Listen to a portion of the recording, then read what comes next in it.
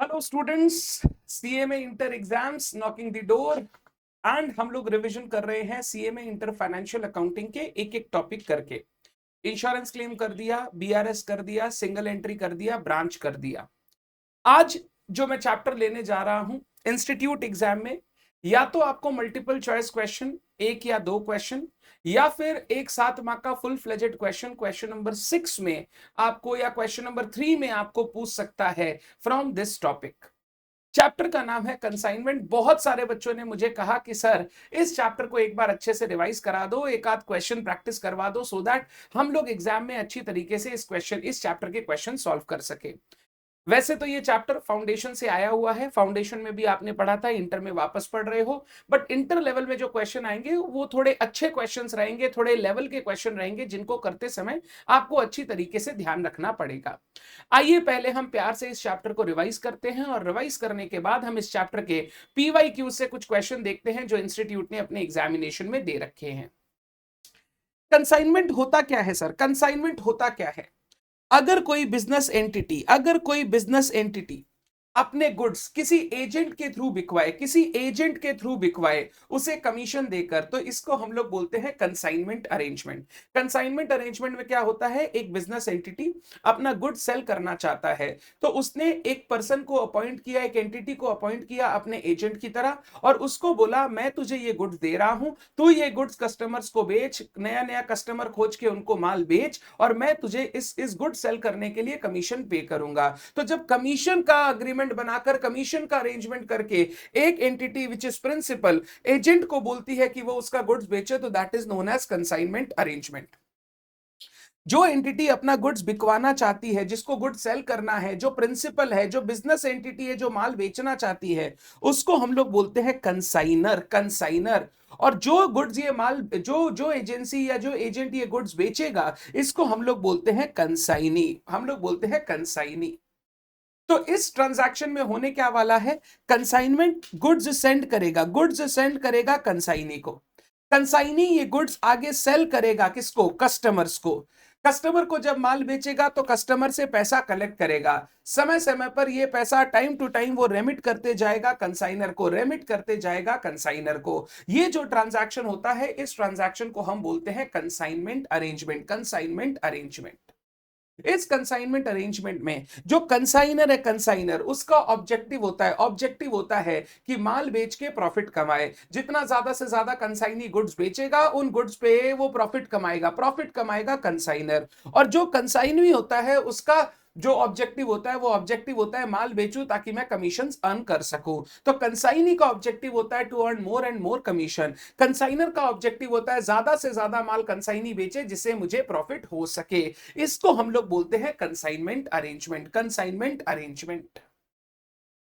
Consignment arrangement में सबसे पहले कंसाइनर और कंसाइनी आपस में एक एजेंसी का कॉन्ट्रैक्ट करते हैं। कंसाइनर कंसाइनी को बोलता है तुम मेरे एजेंट बनकर मेरा ये गुड्स कस्टमर को सेल करो, और इसके लिए मैं तुम्हें कमीशन दूंगा। सारे टर्म्स कंडीशन जो वो आपस में डिसाइड करते हैं, वो इस एजेंसी के कॉन्ट्रैक्ट के अंदर लिख लेते हैं। जैसे ही आपस में कॉन्ट्रैक्ट हो जाता है, उसके बाद consignor time to time goods भेजता है कंसाइनी को। यही गुड्स तो कंसाइनी सेल करेगा, गुड्स भेजता है कंसाइनी को, जो गुड्स आगे कंसाइनी कस्टमर्स को बेचेगा। जब कंसाइनर गुड्स भेजेगा कंसाइनी को, उसके साथ साथ वो इसे एक डॉक्यूमेंट भेजेगा जिसका नाम है प्रोफोर्मा इनवॉइस। बहुत बार इंस्टीट्यूट एमसीक्यू में पूछता है, ये प्रोफोर्मा इनवॉइस एक डॉक्यूमेंट है जो कंसाइनर कंसाइनी को भेजता है when he send goods to the consignee. इसमें गुड्स की सारी इंफॉर्मेशन रिकॉर्ड लिखी हुई होती है, कितना क्वांटिटी का गुड्स, क्या क्या गुड्स जा रहा है, उसका क्या मिनिमम सेलिंग प्राइस वगैरह होना चाहिए, ये सारी इंफॉर्मेशन स्पेसिफिकेशन लिख के कंसाइनर कंसाइनी को गुड्स भेजता है।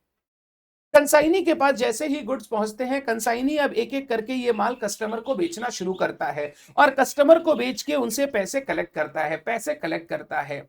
जैसे जैसे ये पैसे कलेक्ट होते चले जाते हैं, कंसाइनी कंसाइनर को टाइम टू टाइम, जैसे उन्होंने अपने कंट्रैक्ट में लिखा हुआ है, उसके हिसाब से टाइम टू टाइम उसको ये पैसा रेमिट करते चला जाता है। कंसाइनी जब पैसा रेमिट करता है तो उस कंसाइनी पैसा रेमिट करते समय उस टोटल अमाउंट से दो चीजें वो डिडक्ट करता है। सबसे पहले वो डिडक्ट करता है अपने खर्चे जो उसने कंसाइनर के लिए किए हैं ये पूरा का पूरा काम करने के लिए, और दूसरा वो डिडक्ट करता है अपना कमीशन। तो कंसाइनी क्या करता है, जो भी पैसा उसके पास कस्टमर से आया उससे वो अपना खर्चा माइनस करता है, अपना कमीशन माइनस करता है, और बचा हुआ पैसा वो रेमिट कर देता है कंसाइनर को टाइम टू टाइम। और जब ये पैसा रेमिट करता है तो उसके साथ साथ हिसाब भी भेजता है, और वो हिसाब भेजता है एक डॉक्यूमेंट में जिसको हम लोग बोलते हैं अकाउंट सेल्स। एक डॉक्यूमेंट में भेजता है जिसको हम लोग बोलते हैं अकाउंट सेल्स। तो कंसाइनर कंसाइनी को माल भेजा, कंसाइनी को जब माल भेजा तो प्रोफोर्मा इनवॉइस भेजा, कंसाइनी ये माल कस्टमर को बेचा, कस्टमर को बेच के जो पैसा आया उस पैसे से टाइम टू टाइम वो रेमिट किया कंसाइनर को पैसा after deducting his expenses and commission. और ये सारा हिसाब वो एक जगह लिखकर कंसाइनर को भेजता है जिसको हम लोग बोलते हैं अकाउंट सेल्स। तो ये दो प्राइमरी डॉक्यूमेंट्स है जो एक्सचेंज होते हैं in the contract of consignment, proforma invoice and account sales.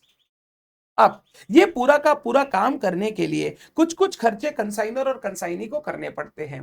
Consignor के कैसे खर्चे लगेंगे, जैसे सबसे पहले वो जो गुड्स भेजेगा वो गुड्स उसको खरीदना पड़ेगा या बनाना पड़ेगा। तो गुड्स परचेज करने का या गुड्स मैन्युफैक्चर करने का सबसे पहला कॉस्ट लगता है कंसाइनर का। अब गुड्स मैन्युफैक्चर करने के बाद उसको सेंड करना है कंसाइनी को ताकि वो बेच सके। अब भेजने के लिए कोई फ्रेट का खर्चा, लोडिंग अनलोडिंग का खर्चा, ट्रांजिट इंश्योरेंस का खर्चा, ये सारा खर्चा कंसाइनर को करना पड़ता है ताकि वो गुड्स कंसाइनी तक पहुंचा सके, कंसाइनी तक पहुंचा सके। तो कंसाइनर सबसे पहले गुड्स खरीदता है, फिर गुड्स को भेजने के लिए खर्चे करके वो गुड्स कंसाइनी तक पहुंचाता है। जैसे ही कंसाइनी को गुड्स मिलता है वो उन गुड्स पर कुछ खर्चे करता है, जैसे अनलोडिंग वगैरह करवाना, माल आया है ट्रेन से उसको अनलोड करवाना, फिर ट्रेन से वो अपने गोडाउन तक माल लेके जाएगा तो फ्रेट वगैरह लगता है, फ्रेट वगैरह लगता है। ये जो अनलोडिंग का खर्चा, फ्रेट का खर्चा लगा है ताकि गुड्स उसकी गोडाउन या दुकान तक पहुंच सके, इसको हम लोग डायरेक्ट एक्सपेंस या नॉन सेलिंग एक्सपेंस या नॉन रिकरिंग एक्सपेंस बोलते हैं। ये तीनों नाम इंपॉर्टेंट है, किसी भी नाम से एग्जाम में बोल सकता है तो ध्यान रखना है। तो कुछ वो अनलोडिंग का खर्चा, फ्रेट वगैरह का खर्चा करता है ताकि वो गुड्स अपने गोडाउन या दुकान तक ले जा सके जहां से उसको माल बेचना है। और भी कुछ खर्चे करता है जैसे स्टोरेज वगैरह के खर्चे, गुड्स को स्टोर करने का खर्चा, कोई सैलरी कमीशन वगैरह वो अगर किसी थर्ड पार्टी को दे रहा है, कोई इंश्योरेंस वगैरह अगर उसने करवा रखी है ताकि माल अगर कुछ हो गोडाउन में तो उसका क्लेम मिल जाए, कोई एडवर्टीजमेंट वगैरह जैसे खर्चे हैं तो वो करता है। वो ये सारे खर्चे करता है ताकि वो कंसाइनर के गुड्स कस्टमर्स को अच्छी तरीके से बेच सके। ये जो वो गुड्स के ऊपर खर्चा कर रहा है after they are received in his godown और शॉप, इनको हम लोग बोलते हैं इनडायरेक्ट एक्सपेंसेस या सेलिंग एक्सपेंसेस या रेकरिंग एक्सपेंसेस। ये जो खर्चे उसको करने पड़ रहे हैं, गुड्स को स्टोर करने का, इंश्योरेंस वगैरह का खर्चा, एडवर्टीजमेंट वगैरह का खर्चा, ये सारा इनडायरेक्ट एक्सपेंसेस या सेलिंग एक्सपेंसेस होता है जो कंसाइनी को इनकर करना पड़ता है। नॉर्मली यही बोला जाता है कंसाइनी ये जो भी खर्चे कर रहा है, कर तो एक बार अपनी पॉकेट से रहा है बट ये उसके खर्चे नहीं है, ये खर्चे वो सारे के सारे कंसाइनर से रीइंबर्समेंट लेगा। क्यों रीइंबर्समेंट लेगा, वो बेचारा कमीशन पे जी रहा है। अगर कमीशन के साथ साथ ये खर्चे भी इतने उसको करने पड़े तो उसके पास कुछ बचेगा नहीं। नॉर्मली अगर क्वेश्चन साइलेंट हो तो हम ये बोलते हैं ये जो खर्चा कंसाइनी कर रहा है अल्टीमेटली वो कंसाइनर से रीइंबर्समेंट लेगा। बट अगर क्वेश्चन बोल दे कि कंसाइनी का जो खर्चा है कंसाइनी खुद ही बियर करेगा, कंसाइनर ने हायर रेट पे कमीशन दे दिया, कंसाइनर ने बोला मैं तेरे को 10% की जगह 25% कमीशन दूंगा, बट तू क्या खर्चे कर रहा है वो तेरी प्रॉब्लम है, मैं खर्चे का हिसाब नहीं दूंगा तेरे को। तो यहां पे ऐसा भी हो सकता है बट वो क्वेश्चन अलग से बोलेगा, वो अग्रीमेंट में अलग से बोलना पड़ेगा। नहीं बोला हुआ है तो यही माना जाता है जो भी कंसाइनी खर्चा कर रहा है वो कंसाइनी खर्चा अपने लिए नहीं कंसाइनर के लिए कर रहा है। तो अल्टीमेटली जब वो पैसे का रेमिटेंस करेगा तो वो अपना खर्चा, अपना कमीशन सब माइनस करने के बाद जो बचेगा वो कंसाइनर को दे देगा। अगर किसी भी बच्चे को ये डायग्राम अच्छे से ध्यान होना तो आप समझ लीजिए कंसाइनमेंट का 80-90% काम कंप्लीट है। आप जो भी क्वेश्चन पढ़ेंगे आपको 80 to 90% यही चीजें दिखाई देने वाली है। 10% चीजों में क्या आ जाएगा, कभी इनवॉइस वैल्यू का कॉन्सेप्ट आ जाएगा, स्पेशल कमीशन टाइप की चीजें आ जाएंगी, वो सब 5-10% का खेला है। अदरवाइज 80% खेला इसी डायग्राम में है। यही आपका पूरा चैप्टर का समराइजेशन है। अब जब भी कंसाइनमेंट का एग्रीमेंट हो रहा है, कुछ छोटे छोटे पॉइंट जो आपको हमेशा ध्यान रखने हैं, ये सब पॉइंट्स आपको मल्टीपल चॉइस क्वेश्चन में भी पूछे जा सकते हैं। पहला, जब कंसाइनर कंसाइनी को गुड्स भेजता है वो सिर्फ गुड्स का पोजेशन ट्रांसफर करता है कंसाइनी को, सिर्फ गुड्स का पोजेशन। गुड्स का जो ओनरशिप है वो कंसाइनर के पास ही रहता है। ओनरशिप इज ट्रांसफर्ड तभी जब the goods are ultimately sold to the customer. जब तक गुड्स कस्टमर को नहीं बेच रहा है ये गुड्स कंसाइनर का ही माना जाता है, क्योंकि कंसाइनी कोई रिस्क नहीं लेता रिलेटेड टू गुड्स। वो तो बोलता है सर मैं आपका एजेंट हूं, मैं आपके बिहाफ में माल बेचूंगा, आपने माल दिया है मैं कस्टमर को बेचूंगा, अगर नहीं बिका तो मैं आपको वापस कर दूंगा, मैं गुड्स की रिस्क नहीं लूंगा। क्योंकि गुड्स का रिस्क और रिवॉर्ड कंसाइनी नहीं लेता है, तो जब तक माल बिक नहीं जाता है वो गुड्स का ओनरशिप कंसाइनर का ही होता है। कंसाइनी कभी भी गुड्स का ओनरशिप नहीं लेता है। हाँ, जब माल कंसाइनी ने कस्टमर को बेच दिया, अब ओनरशिप ट्रांसफर हो गया फ्रॉम कंसाइनर टू कस्टमर। अब consignor is no more the owner of the goods. इसके बाद अगर कुछ नुकसान होता है, गुड्स का कोई नुकसान होता है, वो सारा का सारा रिस्क कंसाइनर का है। क्यों? क्योंकि ओनरशिप अगर कंसाइनर का है तो गुड्स का जितना भी लॉस है, जितना भी रिस्क है, जितना भी रिवॉर्ड है, वो भी कंसाइनर का ही होगा। तो गुड्स बेच के प्रॉफिट आएगा वो भी कंसाइनर का, गुड्स को कुछ नुकसान हुआ तो वो भी कंसाइनर का। अगर कोई ईयर एंड पे अनसोल्ड स्टॉक यानी क्लोजिंग स्टॉक बच जाए तो वो क्लोजिंग स्टॉक भी कंसाइनर का स्टॉक होगा। कंसाइनर उसको अपना एसेट बोल के दिखाएगा, वो कंसाइनी का स्टॉक या कंसाइनी का एसेट नहीं माना जाएगा। With the consignee this will be treated as closing stock of the consignor and not the consignee. तो ईयर एंड पे अगर कुछ गुड्स अनसोल्ड रह जाता है तो वो किसका स्टॉक माना जाएगा? कंसाइनर का स्टॉक माना जाएगा। कंसाइनर जब माल भेजेगा तो उसके साथ प्रोफोर्मा इनवॉइस भेजेगा जिसमें वो गुड्स की सारी डिटेल भेजेगा। कंसाइनी टाइम टू टाइम अपना हिसाब भेजेगा अकाउंट सेल्स के नाम से, वो अकाउंट सेल्स वाला डॉक्यूमेंट कंसाइनी को भेजेगा। कंसाइनर का ऑब्जेक्टिव है सेल ज्यादा से ज्यादा हो, प्रॉफिट ज्यादा से ज्यादा हो। कंसाइनी का ऑब्जेक्टिव है कमीशन ज्यादा से ज्यादा मिले। तो कंसाइनी को गुड्स के प्रॉफिट से कोई मतलब नहीं है, वो तो सिर्फ अपना कमीशन पे ध्यान देगा। जो भी कंसाइनी खर्चा करेगा वो सारा कंसाइनी कंसाइनर के ऊपर डाल देगा। दैट हैज टू बी बोन्ड by the consignor. However this can be changed by the terms of the agreement. अगर एग्रीमेंट में लिख दिया गया है कि कंसाइनर बोल रहा है देख मैं वो खर्चों का हिसाब इतना नहीं कर पाऊंगा, मैं तेरे को 25% फ्लैट कमीशन दूंगा, अब जो भी खर्चा वर्चा लग रहा है वो सब तू अपना समझ, मैं तेरे को सिर्फ 25% कमीशन दूंगा, खर्चे का हिसाब मैं नहीं रखूंगा। तो फिर कंसाइनी जो भी खर्चा कर रहा है वो उसका खुद का खर्चा है, वो कंसाइनर बियर नहीं करेगा। वो जो भी सेल करके पैसा लाएगा उससे 25% कमीशन माइनस करके वो कंसाइनर को दे देगा, बाद बाकी जितने खर्चे लगेंगे वो कंसाइनी खुद बियर करेगा।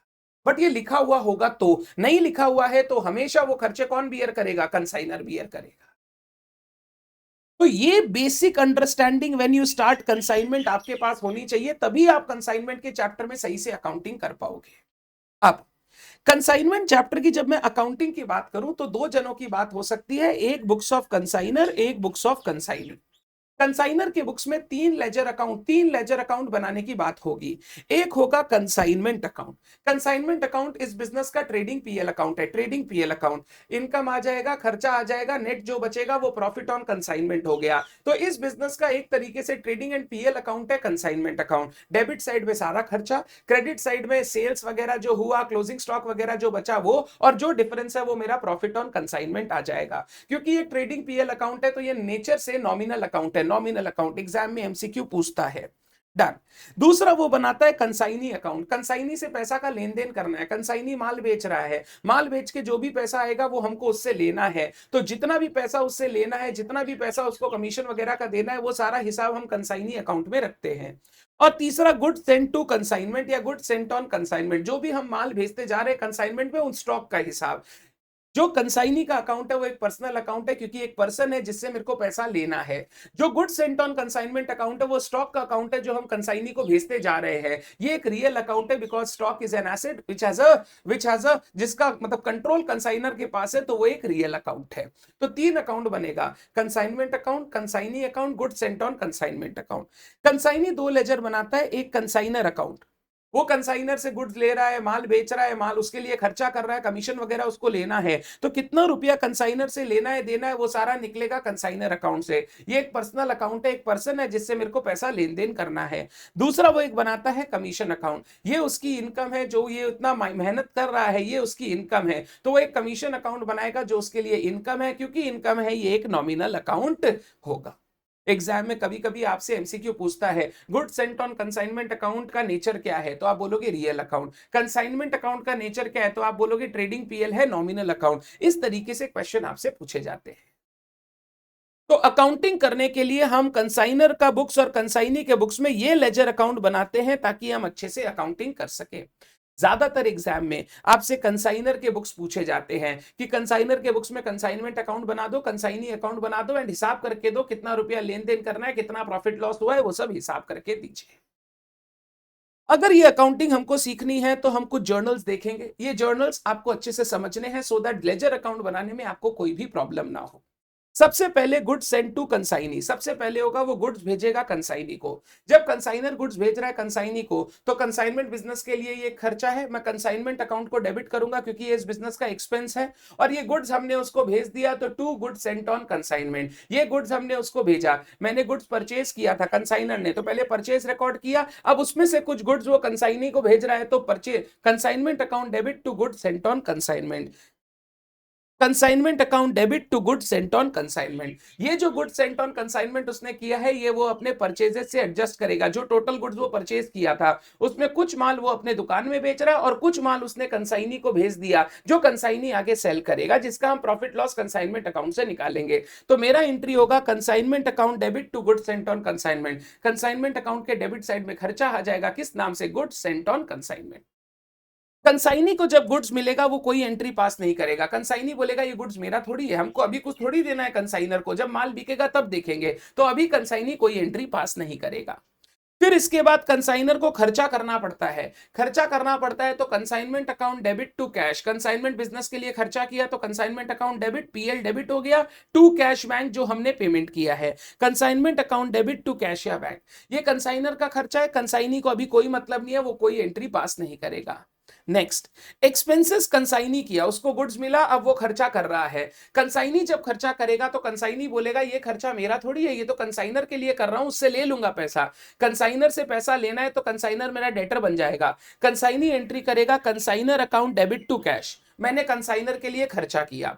हम लोग बोलेंगे कंसाइनी ने खर्चा किया तो ये तो हमारा ही एक्सपेंस है, हमें ही बियर करना पड़ेगा। तो कंसाइनमेंट अकाउंट डेबिट क्योंकि हमारा खर्चा है और ये पैसा मुझे कंसाइनी को देना है तो to consignee, consignment account debit to consignee. Consignment account debit क्योंकि ये हमारे बिजनेस का खर्चा है तो ट्रेडिंग पीएल में डेबिट हो जाएगा और ये पैसा मेरे को कंसाइनी को देना है तो कंसाइनी मेरा क्रेडिटर बन गया, मैंने उसको क्रेडिट कर दिया। तो मैंने गुड्स भेजा, कुछ खर्चा मैंने किया, कुछ खर्चा कंसाइनी ने किया।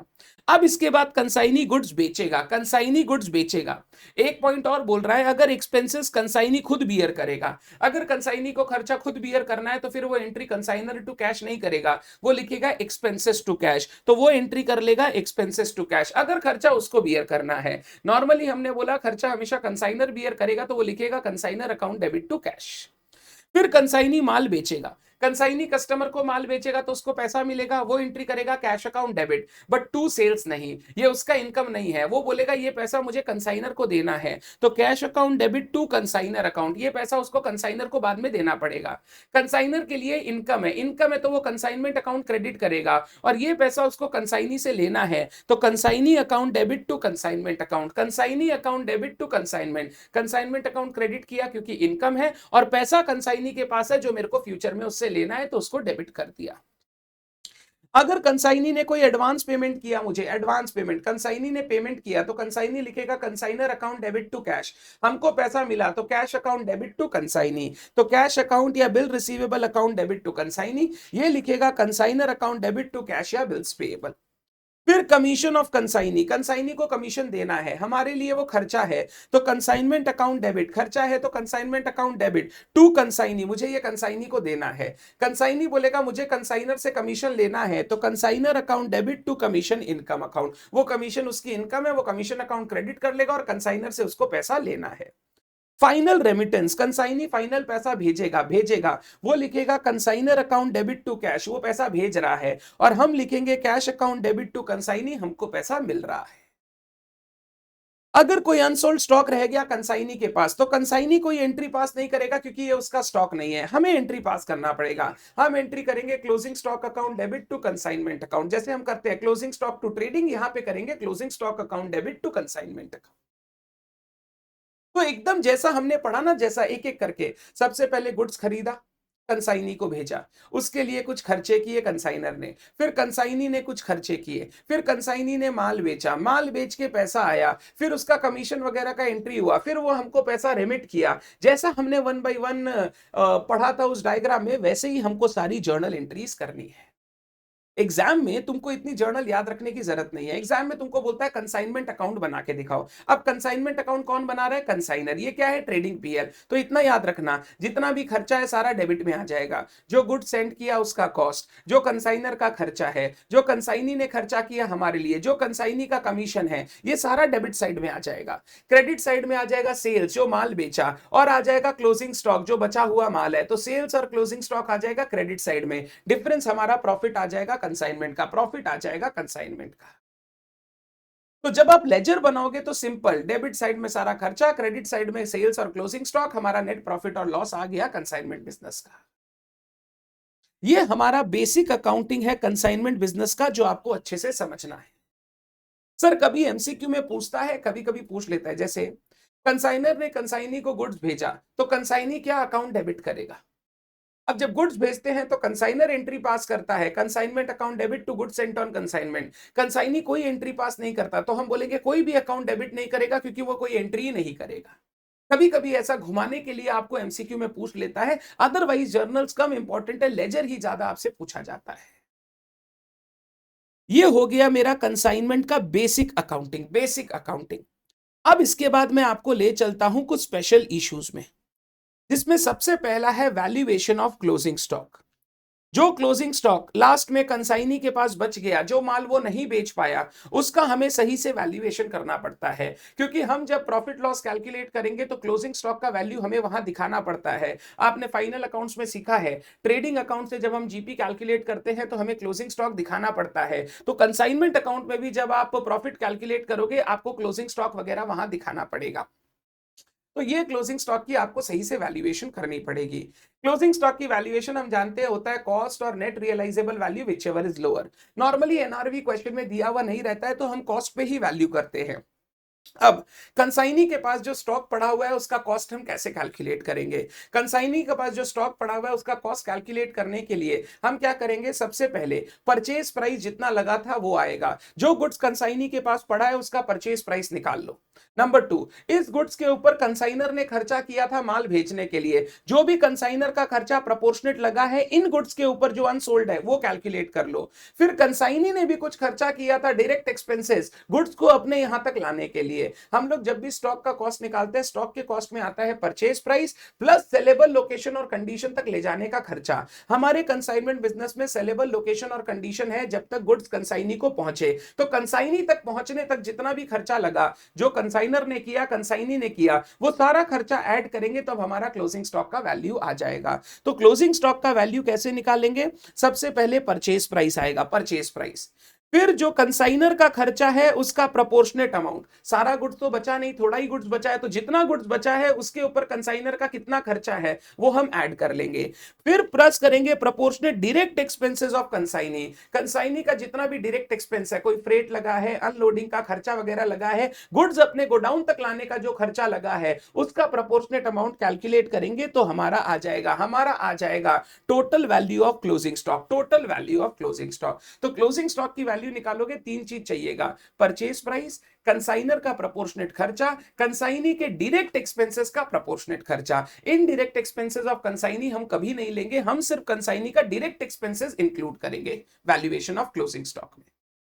कभी कभी ऐसा होता है, सर कंसाइनर ने माल भेज दिया बट अभी तक कंसाइनी को पहुंचा नहीं, गुड्स अभी भी ट्रांजिट में है। अगर कोई गुड्स ट्रांजिट में होता है तो वो भी तो हमारे क्लोजिंग स्टॉक का पार्ट होता है कि हमने भेज दिया बट अभी तक माल बिका नहीं है, तो वो भी हम क्लोजिंग स्टॉक में दिखाएंगे। बट जब गुड्स इन ट्रांजिट रहेगा तो उसका कॉस्ट आप कैसे कैलकुलेट करेंगे? उसमें परचेज प्राइस कंसाइनर का लग चुका है, उसमें कंसाइनर का भेजने का खर्चा लग चुका है, बट उसमें अभी तक कंसाइनी का खर्चा लगा नहीं है क्योंकि कंसाइनी को वो माल मिला ही नहीं है। तो गुड्स इन ट्रांजिट अगर रहेगा तो इसकी कॉस्ट में 2 ही चीजें आएंगी, एक आएगा परचेज प्राइस जो कंसाइनर ने लगाया, दूसरा आएगा कंसाइनर का प्रोपोर्शनेट एक्सपेंस। यहां पर हम कंसाइनी का एक्सपेंसेस इंक्लूड नहीं करते क्योंकि अभी तक कंसाइनी का खर्चा लगा ही नहीं है, अभी तक तो गुड्स ट्रांजिट में है। तो परचेज प्राइस लग चुका है, कंसाइनर का खर्चा लग चुका है, बट कंसाइनी का खर्चा अभी तक लगा नहीं है।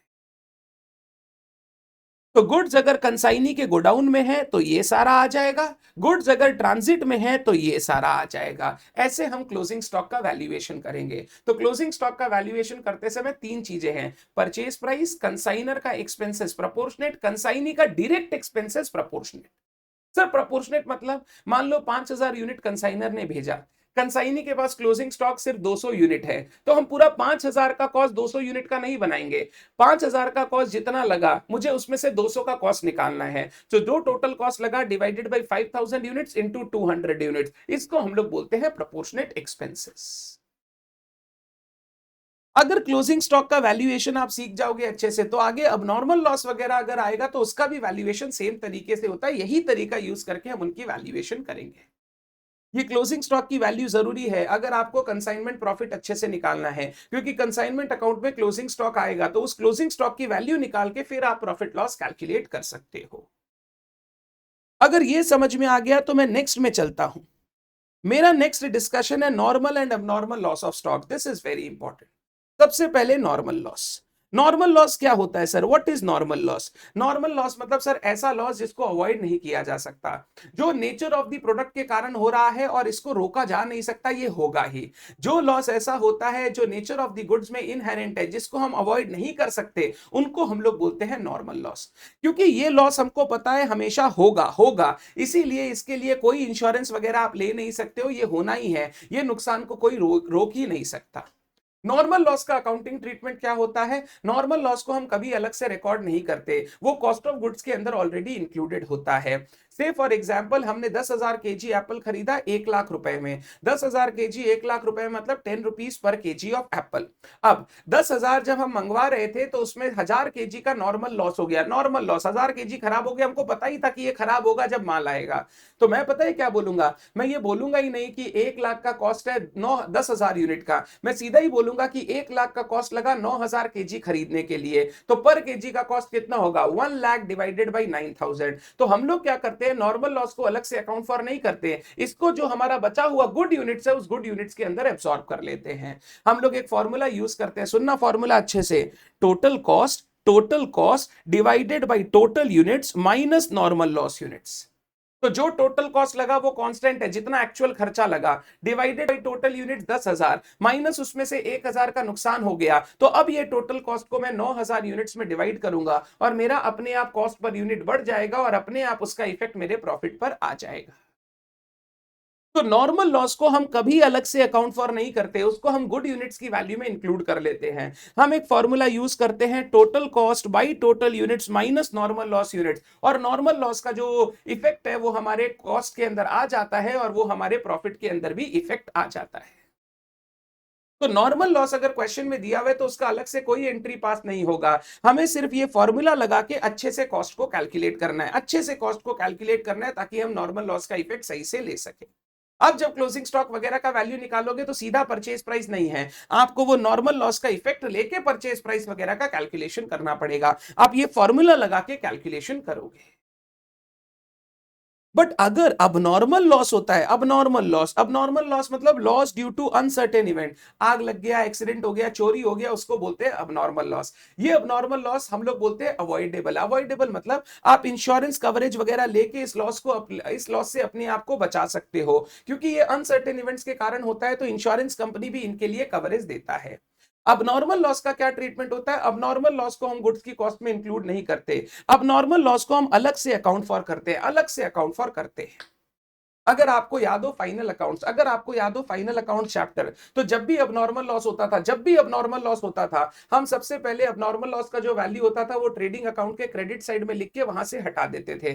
फिर ये अबनॉर्मल लॉस हम लोग पीएल की डेबिट साइड में लॉस बोल के दिखाते थे। वैसे ही कंसाइनमेंट में भी करेंगे, जितना मेरा अबनॉर्मल लॉस हुआ है मैं उसका वैल्यू कैलकुलेट करूंगा, उसका मैं कॉस्ट कैलकुलेट करूंगा, कंसाइनमेंट अकाउंट में क्रेडिट करके उसको हटा दूंगा, और ये मेरे फाइनली पीएल में लॉस बोल के जाएगा, जैसे मैं नॉर्मल लॉस जैसे मैं नॉर्मल कोई भी लॉस का ट्रीटमेंट करता हूं वैसा।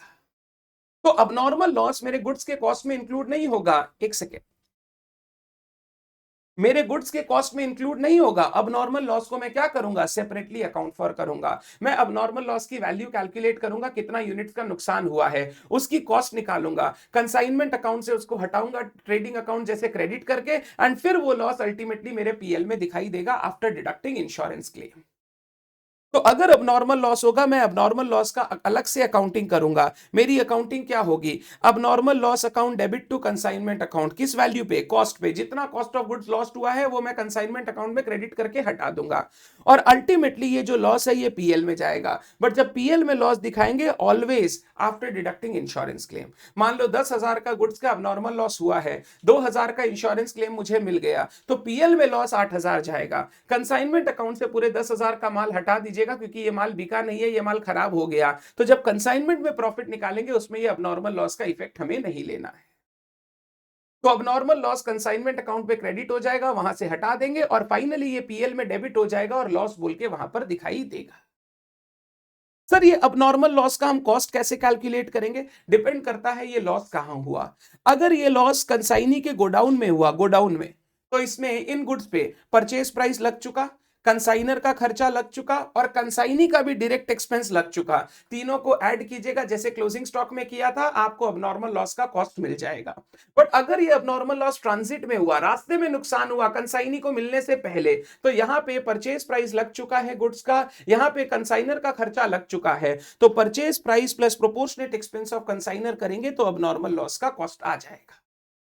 तो जैसे हम क्लोजिंग स्टॉक का वैल्यू निकाल रहे थे, वैसे ही अब नॉर्मल लॉस का भी हम कॉस्ट कैलकुलेट करेंगे। हम देखेंगे लॉस हुआ कहां, ट्रांजिट में हुआ तो परचेज प्राइस और कंसाइनर का खर्चा, कंसाइनी के गोडाउन में हुआ तो परचेज प्राइस, कंसाइनर का खर्चा and direct expenses of consignee, क्योंकि वो भी लग चुका है तभी जाके गुड्स गोडाउन में पहुंचा था। ये जो भी कॉस्ट होगा अब नॉर्मल लॉस का, कंसाइनमेंट अकाउंट में क्रेडिट करेंगे, हटाएंगे वहां से, और ये अल्टीमेटली पीएल में जाके डेबिट होगा after deducting insurance claim, after deducting insurance claim. इसको हम लोग बोलते हैं normal loss and abnormal loss. Exam में 2 मार्क का मल्टीपल चॉइस क्वेश्चन इसी पे आ जाता है, बोलता है अब नॉर्मल लॉस का वैल्यू निकालिए, बताइए कितना कंसाइनमेंट अकाउंट में जाएगा, बताइए कितना पीएल में जाएगा। ऐसा 2 मार्क का क्वेश्चन आ सकता है। नहीं तो बड़े क्वेश्चन में एक एडजस्टमेंट दे देगा, इतना अब नॉर्मल लॉस हुआ है। इतना डिस्कशन करने के बाद अब हमारा मेन पार्ट जो है ना, मेन पार्ट जिसको मैं बोलता हूं बेसिक आइडिया ऑफ कंसाइनमेंट, वो खत्म हो जाता है।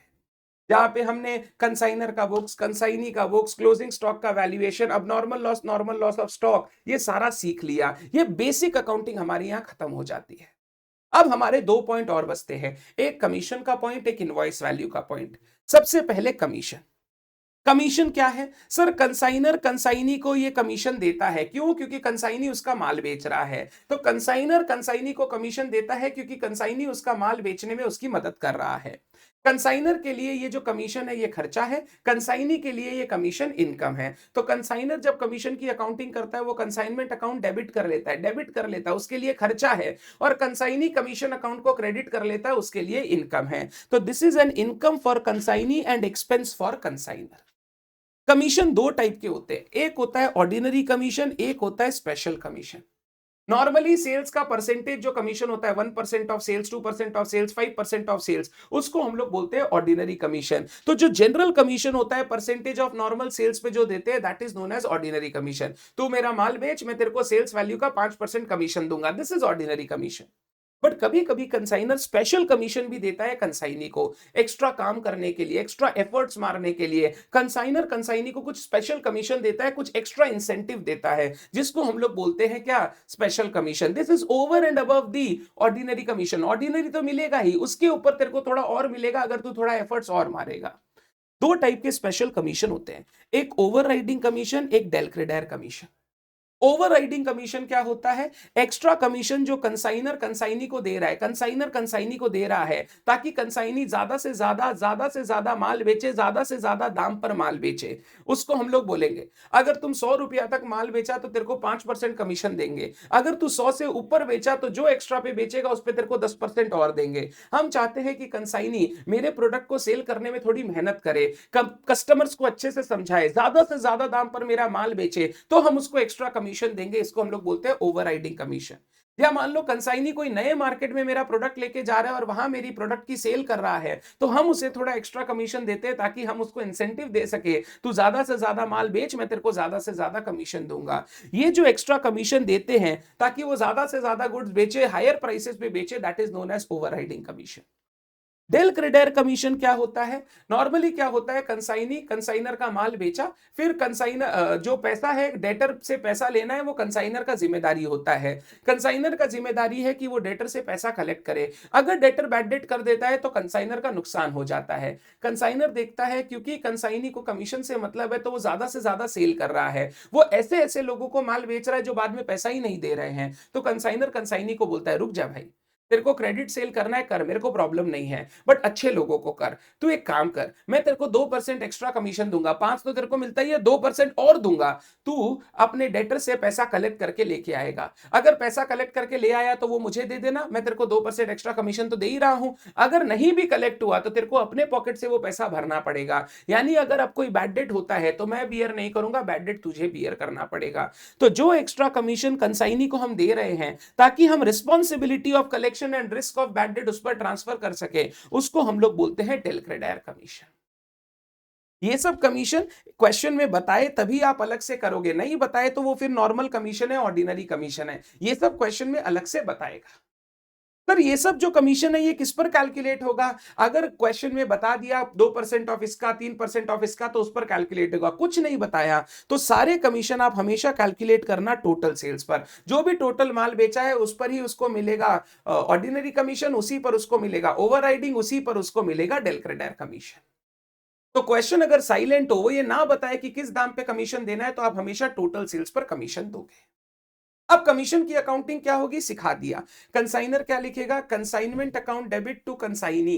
कंसाइनमेंट डेबिट क्योंकि कंसाइनर के लिए खर्चा है और ये कंसाइनी को देना है। कंसाइनी क्या लिखेगा? कंसाइनर अकाउंट डेबिट, उससे लेना है, टू कमीशन इनकम, तो वो लिखेगा कंसाइनर टू कमीशन इनकम, हम लिखेंगे consignment account debit to consignee. ये हमारे कमीशन की अकाउंटिंग होती है, कमीशन की बेसिक अकाउंटिंग होती है। अब कमीशन की नॉर्मल अकाउंटिंग तो ठीक है, कोई प्रॉब्लम नहीं है, बट अगर डेल क्रेडेर कमीशन होता है ना, डेल क्रेडेर, उसमें थोड़ी सी अकाउंटिंग में ध्यान रखना पड़ता है। क्यों? क्योंकि अब हमने risk of bad debt consignee पर ट्रांसफर कर दी है। अगर डेल क्रेडेर कमीशन नहीं होता तो नॉर्मली क्या होता? कंसाइनी कंसाइनी कस्टमर को माल बेचता, यहां देखो कंसाइनी कस्टमर को माल बेचता, और कस्टमर को माल बेच के वो साइड हो जाता। वो बोलता मेरा काम है माल बेचना, मैंने तो कस्टमर को माल बेच दिया, मेरा काम है माल बेचना, मैंने कस्टमर को माल बेच दिया, मेरे को कमीशन मिल जाएगा। अब कस्टमर पैसा दे या ना दे वो कंसाइनर समझेगा। ऐसा तब होता था जब कोई डेल क्रेडर कमीशन हम नहीं देते थे। कंसाइनी बोलता था मेरा काम है माल बेचना, मैंने माल बेच दिया, पैसा वैसा लेने का जिम्मेदारी कंसाइनर का। कस्टमर दिया तो बढ़िया, नहीं दिया तो कंसाइनर का लॉस। अब अगर इस केस में हमें एंट्री करनी है, तो हम कैसे करेंगे? मान लो कंसाइनी ने कस्टमर को माल बेचा क्रेडिट पे माल बेचा, तो कंसाइनी बोलेगा मैंने तो अभी क्रेडिट में माल बेचा, मेरे पास तो कोई पैसा आया नहीं, तो मेरे को भी अभी कुछ देने का जरूरत नहीं है। वो कोई एंट्री नहीं करेगा जब माल बेचेगा।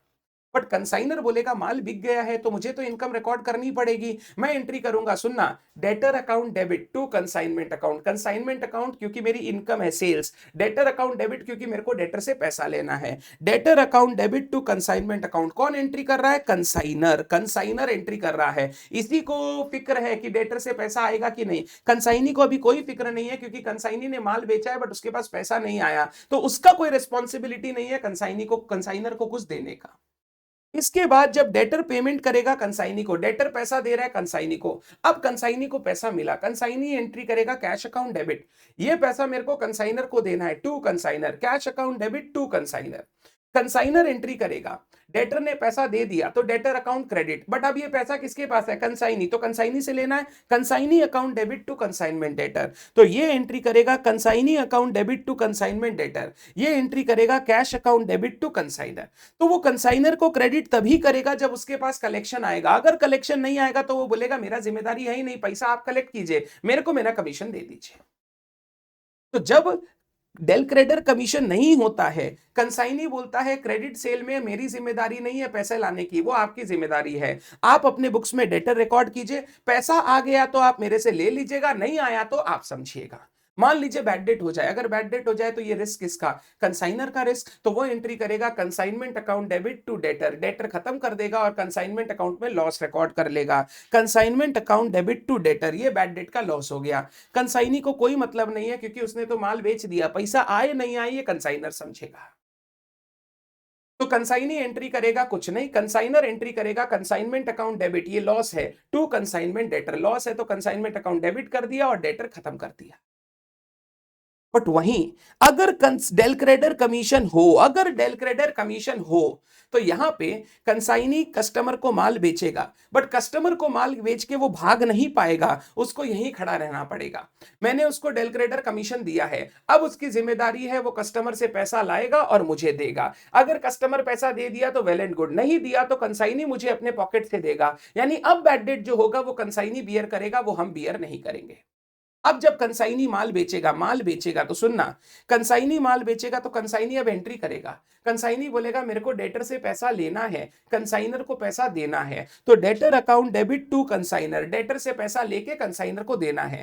कंसाइनर बोलेगा माल बिक गया तो मैं अपनी सेल्स इनकम लिख लेता हूं, कंसाइनमेंट अकाउंट क्रेडिट कर देता हूं, और मेरे को पैसा तो कंसाइनी से लेना है क्योंकि डेटर से मेरे को कोई मतलब नहीं है। Consignee account debit to consignment.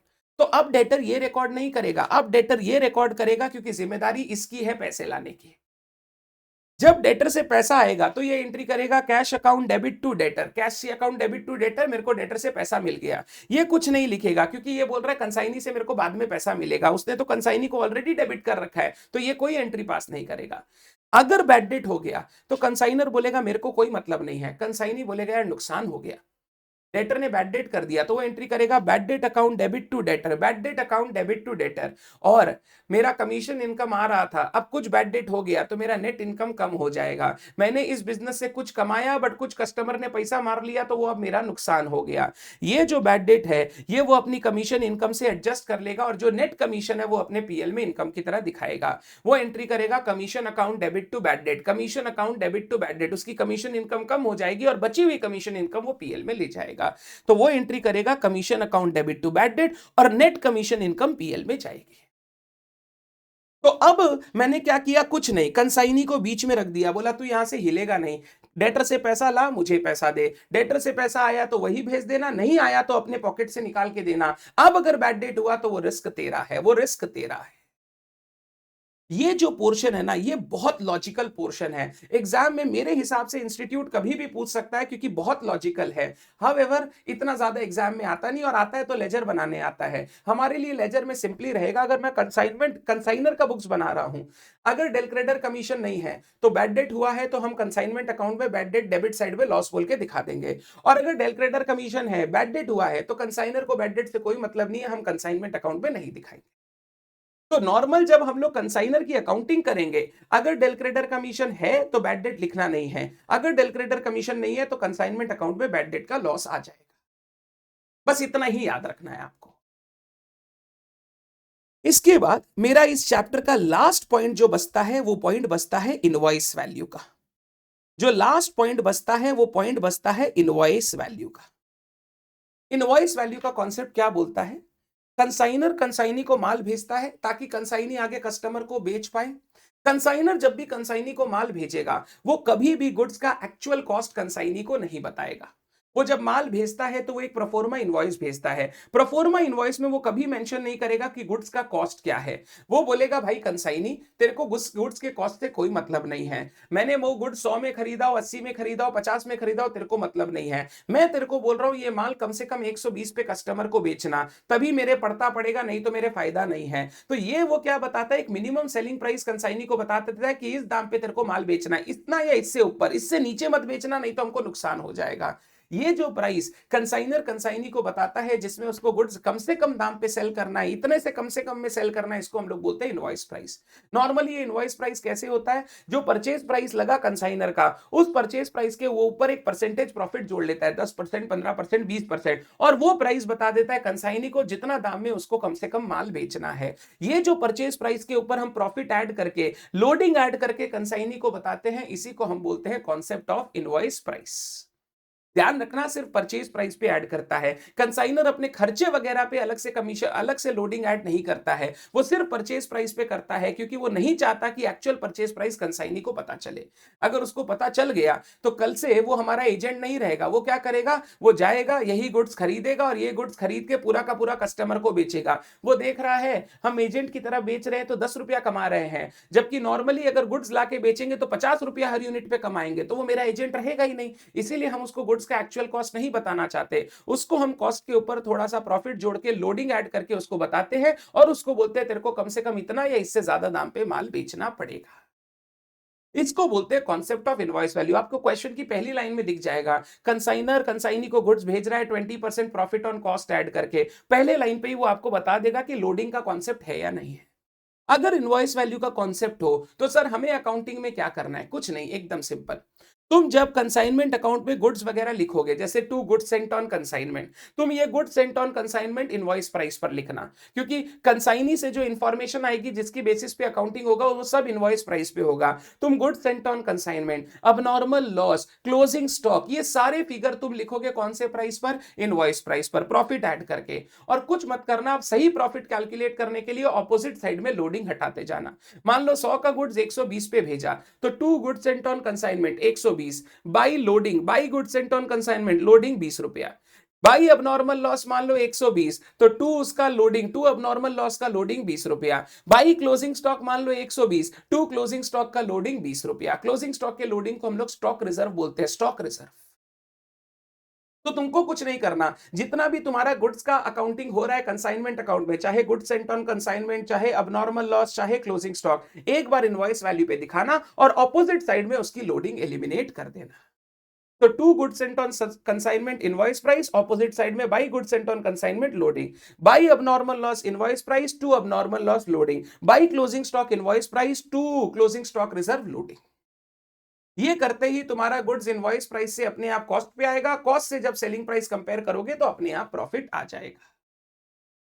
तो यहां पे क्या बोला गया, in the books of consignor the consignment account will be prepared initially at invoice price, that it's goods sent, abnormal loss, closing stock, everything at invoice value.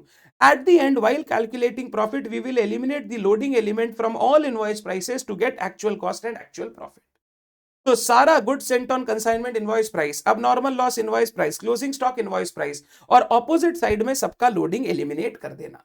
तो invoice price से loading हटाओगे अपने आप कॉस्ट आ जाएगा, invoice price से loading हटाओगे अपने आप कॉस्ट आ जाएगा, इनवॉइस प्राइस से लोडिंग हटाओगे अपने आप कॉस्ट आ जाएगा। इसको हम लोग बोलते हैं कॉन्सेप्ट ऑफ इनवॉइस प्राइस या इनवॉइस वैल्यू। ये हमारा कंसाइनमेंट चैप्टर का एक कंप्लीट रिवीजन था जो हमने कंसाइनमेंट में आज तक पढ़ा है। आई होप आपको पूरा रिवीजन एकदम अच्छी तरीके से क्लियर है।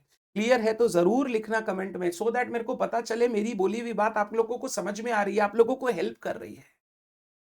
अगर इतना क्लियर है तो मैं आपके साथ चलता हूं। एक क्वेश्चन आया है अभी पास्ट एग्जाम में, दिसंबर 25 जून 25 में, जून 25 का क्वेश्चन नंबर 6A। कंसाइनमेंट हर टर्म एग्जाम में आए जरूरी नहीं है, जरूरी नहीं है, 2-3 टर्म में एक बार इंस्टीट्यूट पूछता है, 2 से 3 टर्म में एक बार। तो जून 25 में आया था क्वेश्चन नंबर 6A, 7 मार्क का क्वेश्चन। हम लोग ये क्वेश्चन अभी डिस्कस करेंगे। Ram of Patna consign goods to Shyam of Delhi. Ram consign कर रहा है, राम हो गया कंसाइनर, श्याम हो गया consignee, for sale at invoice price और अबव। सेल करना है या तो इनवॉइस प्राइस या उससे ज्यादा पे। Commission to Shyam 5% on invoice price, जो भी गुड्स का इनवॉइस प्राइस वो बेच रहा है उसका 5%, and 25% of any surplus realised. अगर इनवॉइस प्राइस से ऊपर दाम पे माल बेचा तो उस एक्स्ट्रा का 25%, ये हो गया over riding commission. Ram draws a bill on Shyam at 90 days side for 80% of the invoice price as security money. Okay. Ram शाम को जो गुड्स भेज रहा है उसके अगेंस्ट वो सिक्योरिटी ले रहा है, बोल रहा है जितना भी दाम का हम तेरे को गुड्स देंगे उसका 80% तेरे को सिक्योरिटी की तरह डिपॉजिट करना होगा। जैसे जैसे तू माल बेचते जाएगा वैसे वैसे हम सिक्योरिटी एडजस्ट कर देंगे, जो माल बचा हुआ रहेगा उसका सिक्योरिटी रहेगा, सो दैट मेरे को डर ना रहे कहीं तू गुड्स लेके भाग ना जाए या कहीं कहीं तो गुड्स के साथ कुछ गलत ना कर दे। तो हमने उसके ऊपर सिक्योरिटी मनी उससे ले रखा है, जो भी टोटल गुड्स भेजा उसका 80% का, और बिल ड्रॉ कर दिया। आगे, Shyam remits balance proceeds after sales deducting commission by sight draft. और जो भी वो टाइम टू टाइम सेल करता है अपना कमीशन वगैरह काट के पैसा भेजते रहता है। साइड ड्राफ्ट मतलब ड्राफ्ट पेएबल ऑन डिमांड, मतलब चेक दे देता है, आप वो चेक बैंक में जमा कीजिए, पैसा ले लीजिए। Details, goods costing 20,900 including freight, ये फ्रेट इंक्लूडेड है। इनवॉइस दैट 28,400, 20,900 का कॉस्ट था, हमने दिया कितने पे, 28,400 पे। एक सेकेंड, 28,400 माइनस 20,900, लोडिंग हो गया 7,500, लोडिंग हो गया 7,500। गुड्स इनवॉइस प्राइस पे दे रहे हैं तो उसके अंदर लोडिंग इंक्लूडेड है। सेल्स मेड बाई श्याम इतना, श्याम ने इतना माल बेच दिया। ये जो माल बेचा, ये माल बेचा जो, ये माल तो वो इनवॉइस प्राइस सेलिंग प्राइस पे बेचा होगा, which can be at invoice price और more than invoice price. Unsold goods invoice price 6920, unsold goods ये बचा हुआ गुड्स, 28,400 में 6,920 अभी भी बचा हुआ है, बाद बाकी बेच दिया।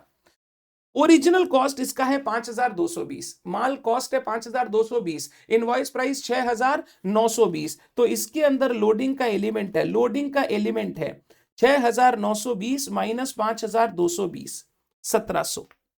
यहां पे लोडिंग का एलिमेंट है 1,700। Side draft received up to 31 दिसंबर 6280 अदर्स इन ट्रांजिट, कुछ पैसा उससे मिल गया है, कुछ ट्रांजिट में है, मतलब कुछ रिसीव हो गया, कुछ अभी भी ट्रांजिट में, उसने दे दिया है, मेरे को मिल जाएगा। Prepare consignment account Shyam account in the Ram books, Ram हो गया कंसाइनर, कंसाइनर की बुक्स में कंसाइनमेंट अकाउंट बनाना है और कंसाइनी का अकाउंट बनाना है। आइए शुरू करते हैं, मैं यहीं पर एक पेज ऐड कर लेता हूं, जस्ट अ सेकेंड।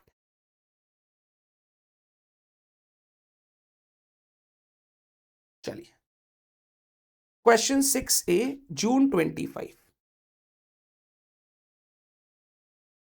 सबसे पहले मुझे राम के बुक्स में बनाना है, कंसाइनर के बुक्स में एक कंसाइनमेंट अकाउंट, मैं आपको पास में दिखा रहा हूं। इसके ब्रैकेट में लिख देता हूं इनवॉइस प्राइस पे पहले बनेगा, क्योंकि इनवॉइस प्राइस का कॉन्सेप्ट है, और एक श्याम अकाउंट, श्याम मेरा कंसाइनी जिससे मुझे पैसे लेने हैं। क्वेश्चन में कोई normal loss, abnormal loss वगैरह का चक्कर नहीं है, सिंपल क्वेश्चन है, खाली इनवॉइस प्राइस है। To goods sent on consignment, हमने गुड्स भेजा, पहले इनवॉइस प्राइस बताओ कितने का गुड्स भेजा। सर हमने गुड्स भेजा उसको, इनवॉइस प्राइस की बात करूं तो 28,400। अब इसका लोडिंग हटाना है तो by goods sent on consignment account, loading 7,500, ये लोडिंग हटा दिया। हमने बोला इनवॉइस प्राइस पे लिखो, अपोजिट साइड में लोडिंग हटाओ। नेक्स्ट, कंसाइनी ने माल भेजा, माल बेचा 26,760, तो ये हमारी इनकम है। बाई श्याम अकाउंट, श्याम ने माल बेच दिया तो इनकम है, तो मैंने कंसाइनमेंट अकाउंट में क्रेडिट साइड में लिख दिया।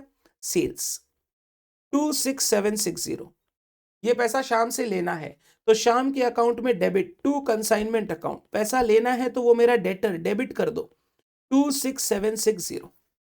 शाम ने गुड्स बेचा है तो ये हमारी इनकम है, और शाम से पैसा लेना है तो शाम हमारा डेटर है। आगे, फिर मेरे को बोला अनसोल्ड गुड्स, क्लोजिंग स्टॉक दिया, बाई क्लोजिंग स्टॉक, पहले इनवॉइस प्राइस पे 6,920, ऑपोजिट साइड में टू क्लोजिंग स्टॉक रिजर्व